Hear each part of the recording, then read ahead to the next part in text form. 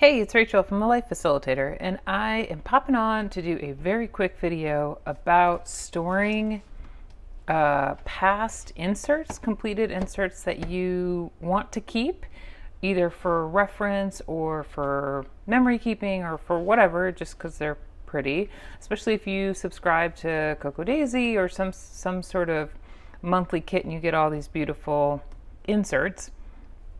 I have found a super easy way to store them, and it is using the 49 and Market binders. This one is the chunky one. My thought originally was I was going to try to get a bigger set of rings, but nonetheless.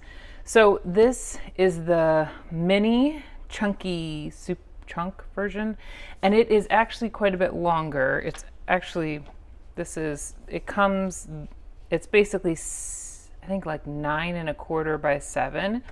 All I did was trim off the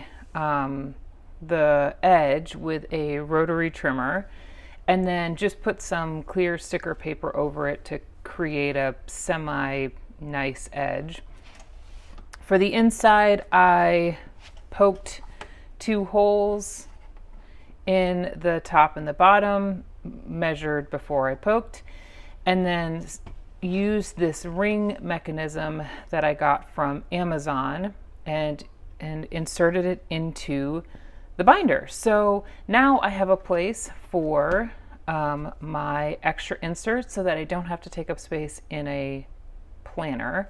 And the nice thing about this is that this binder is like, I think it's maybe $6.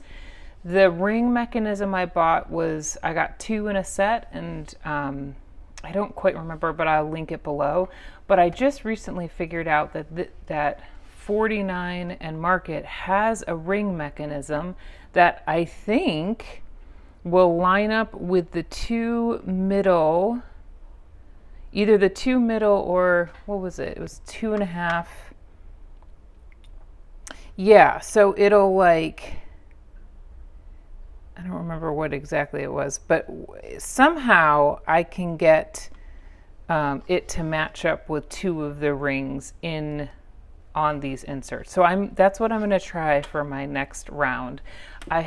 These are B6 ring inserts, and I've been in a personal, and so this ring mechanism is the same as this one, so I will need storage for these. So I'm super excited about this little discovery, and it really, honestly, the whole like DIY of it took like 10 minutes. So yeah, I hope if you're like me and you're kind of looking for a way to store your extra B6 personal size inserts, this is a great option. So yeah, leave a comment if you have any questions.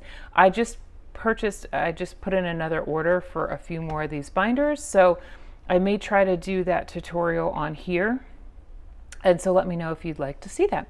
So thanks for watching, and I'll see you in my next one. Bye.